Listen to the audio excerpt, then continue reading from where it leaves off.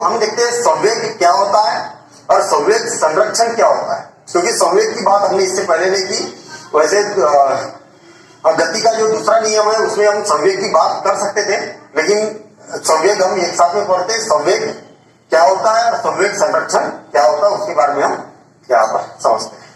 अब देखते हैं हम संवेग क्या होता है, ये बड़ा इंपॉर्टेंट है और इससे रिलेटेड हम न्यूमेरिकल भी करेंगे और एग्जाम में भी पूछा जाता है संवेग, ठीक है, और इंपॉर्टेंट भी है। देखना, अगर मान लिया जाए संवेग के बारे में हम समझे कि कोई एक ट्रक यहाँ पर खड़ा है, उसका द्रव्यमान काफी ज्यादा है, ठीक है, उस पर हम बल लगा रहे हैं तो हम उसको धक्का पाएंगे क्या? नहीं धक्का पाएंगे। अगर हम सपोज करें कि एक साइकिल उसी के बगल में खड़ी है और उसको हम धक्का दे तो बड़े आसानी से हम धक्का पाएंगे। कहने का मतलब ये है कि हम इस पर बल लगा रहे हैं, ट्रक पर बल लगा रहे हैं, इसको हम नहीं धक्का पा रहे। साइड में और एक कार खड़ी है, कार पर हम बल लगा रहे हैं तो कार में कुछ वेग उत्पन्न होगा। अब यहाँ पर क्या हुआ कि हम किसी वस्तु पर जब बल लगाते हैं तो वहां पर दो फैक्टर काम करते हैं। अगर बल लगाएंगे तो वहां पर दो फैक्टर काम करेंगे, एक तो द्रव्यमान और उसका जो वेग है, ये दोनों फैक्टर पर काम करेगा। अगर किसी वस्तु का अगर द्रव्यमान बहुत ज्यादा है तो उसमें उसका वेग बहुत कम कर पाएंगे हम, इतना ही बल लगा के। अगर सपोज करें कि उसी के बगल में एक साइकिल थी, साइकिल का द्रव्यमान कम था तो वहां पर हम ज्यादा वेग उत्पन्न कर पा रहे थे, ठीक है। और इसी प्रकार से अगर सपोज करें कि ट्रक जा रहा, ट्रक का द्रव्यमान ज्यादा है, वेग भले कम है, वो 1 मीटर प्रति सेकंड के रफ्तार से चल रहा है, बड़ी आराम से चल रहा, हम उसको पकड़ के रोक पाएंगे क्या? ट्रक को रोकना मुश्किल रहेगा क्योंकि उसका द्रव्यमान ज्यादा है और वेग भले ही कम है। और यदि मान लिया जाए कि साइकिल 2 मीटर प्रति सेकंड के रफ्तार से चल रही है और उसके वेग से चल रही है और हम उसको रोकना चाहते हैं तो उसको बड़े आसानी से हम रोक पाएंगे।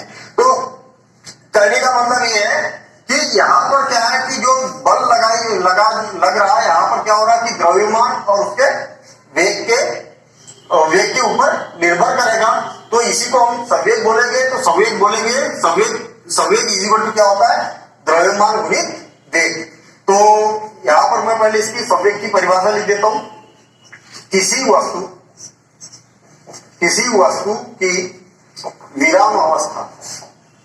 विराम या गति की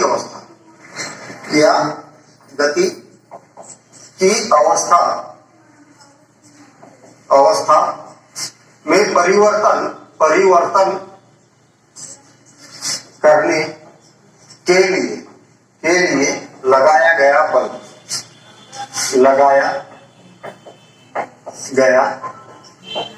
बल उसके द्रव्यमान वह वेग पर निर्भर करता है। अभी हमने ये देखा कि एक ट्रक था, उसका द्रव्यमान ज्यादा था, और एक साइकिल थी, उसका द्रव्यमान कम था। ट्रक को हम धकाने की कोशिश कर रहे थे, विराम अवस्था में थे ना दोनों, धकाने की कोशिश कर रहे थे तो ट्रक में हम गति प्रदान नहीं कर पा रहे थे। वहीं पर साइकिल है तो साइकिल को उतने ही बल से हम धका रहे थे तो बहुत ज्यादा गति उत्पन्न हो रही थी। सेम उसी प्रकार से कार खड़ी थी, कार को हम धका पा रहे थे तो उसमें भी कुछ वेग उत्पन्न हुआ था। तो कहने का मतलब यह है कि जो द्रव्यमान के ऊपर और वेग के ऊपर बल निर्भर करेगा, तो इसी को क्या बोला जाता है? संवेग बोला जाता है। तो संवेग P का मान वस्तु के द्रव्यमान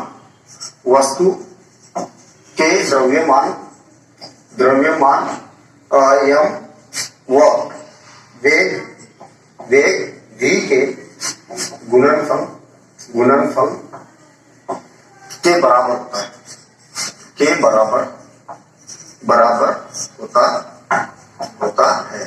कहने का मतलब जो P है और P का मान कितना होगा? द्रव्यमान गुणित वेग हो जाएगा, ठीक है। अब यदि मान लिया जाए कि कोई वस्तु है और वस्तु यहाँ पर रखी है और हमने इस पर ये क्या है? गतिमान है, इस प्रकार से गतिमान है, m1 वस्तु है और इसका प्रारंभिक वेग u1 है और अंतिम वेग v, या ये बोल सकते हैं कि ये वस्तु यहाँ पर पहुंच गई m और इसका अंतिम वेग कितना है? v है।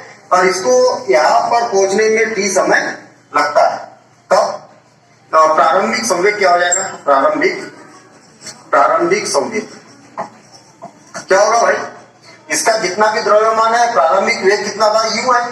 तो प्रारंभिक m into v, m into u, द्रव्यमान गुणित वेग। और अंतिम संवेग, इसको मैं प्रारंभिक को p1 से प्रदर्शित कर रहा हूं, और अंतिम संवेग p2 इक्वल, ये क्या हो जाएगा? m v हो जाएगा। ठीक, तो संवेग में परिवर्तन,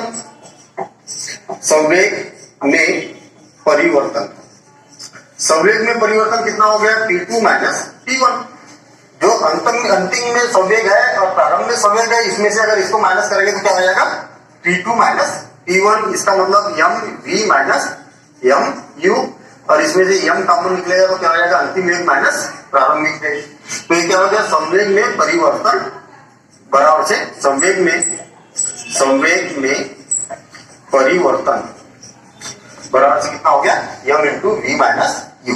अब संवेग में परिवर्तन की दर, संवेग में परिवर्तन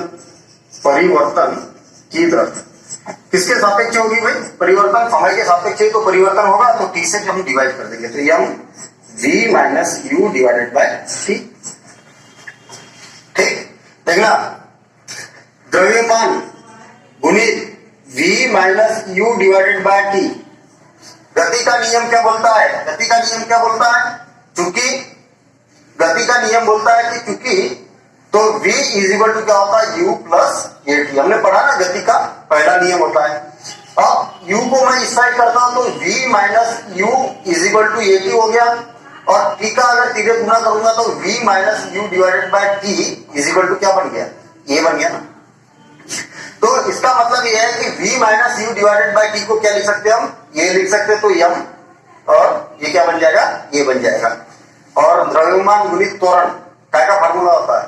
ये बल का फार्मूला होता है। तो हमने क्या किया? संवेग के द्वारा, संवेग परिवर्तन की दर के द्वारा हमने यहाँ पर वेग का फार्मूला उत्पन्न कर दिया। कहने का मतलब मेरा यहाँ पर ये है कि हमारे पास में जो न्यूमेरिकल मिलेंगे वो दोनों मिलके मिक्स न्यूमेरिकल आते हैं। देखना कैसे न्यूमेरिकल आएंगे, जब क्वेश्चन करेंगे ना, कि आगे चल के भी बहुत सारे क्वेश्चन करने वाले हैं।